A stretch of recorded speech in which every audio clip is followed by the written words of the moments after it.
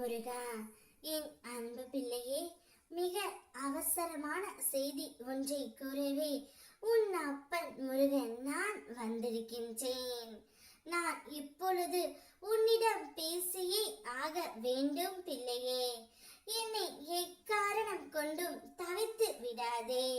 நீ எப்படி இருப்பினும் என்ன செய்யினும் நான் உன்னுடன் இருப்பேன். உன் உள்ளும் இருப்பேன், புறத்திலும் இருப்பேன். எமக்கு உள்ளே வரவோ வெளியே சொல்லவோ கதவுகள் தேவை இல்லை. எமக்கு உருவமும் கிடையாது. நான் எங்கும் நிறைந்து உள்ளேன் பிள்ளையே.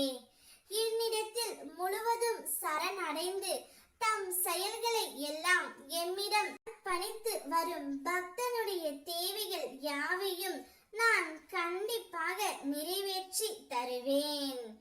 எப்போது எல்லாம் கஷ்டங்களை சமாளிக்க வேண்டி இருக்கின்றதோ அப்போது எல்லாம் என் முன்னால் நின்றாலே போதும். ஒரு வார்த்தை கூட பேச வேண்டிய அவசியம் இல்லை.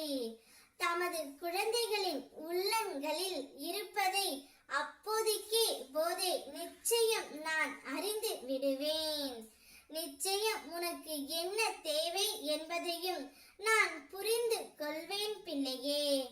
ஒரு சமயம் என்னுடைய பக்தனான கண்களில் உபாதை அவர் என் முன் வந்து அமர்ந்தார். கண்களில் வலி, நீர் பெருகி கொண்டு இருந்தது.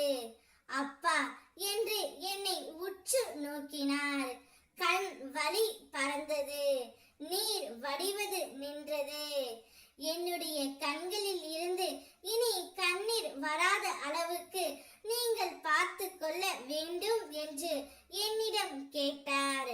உடனடியாக அவருடைய தேவையானதை அனைத்துமே நான் நிறைவேற்றி கொடுத்தும் விட்டேன். மருத்துவர்களுக்கு வியாதிக்கு சரியான காரணம் என்னவென்பதை கண்டுபிடிக்க அதிக நேரமும் முயற்சியும் தேவைப்படும்.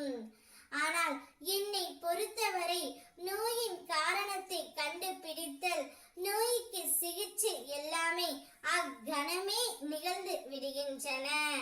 ஆழ பதிந்துவிட்ட சரீர உபாத கணத்தில் திடீரென நிவர்த்திக்கப்படுகின்றது பிள்ளையே. நிச்சயம் உனக்கான அனைத்தையுமே நான் கொடுக்கின்றேன். இன்று ஏற்பட்ட துன்பங்களுக்காக மனம் வருந்தாதே. ஏனெனில் அதுதான் வருங்காலத்தில் எதையும் தாங்கும் இதயத்தை உனக்கு அளிக்க போகின்றது. உன்னை பக்குவப்படுத்தவே இதையெல்லாம் நிகழ்த்தினேன் என்று நினைத்து குழம்பிக் கொண்டு இரு. நிச்சயம் அதை நன்றாக நான் கொடுக்கின்றேன். குழம்பாதே, அனைத்தும் என்னுடைய செயல்தான் பிள்ளையே. ஓம் முருகா.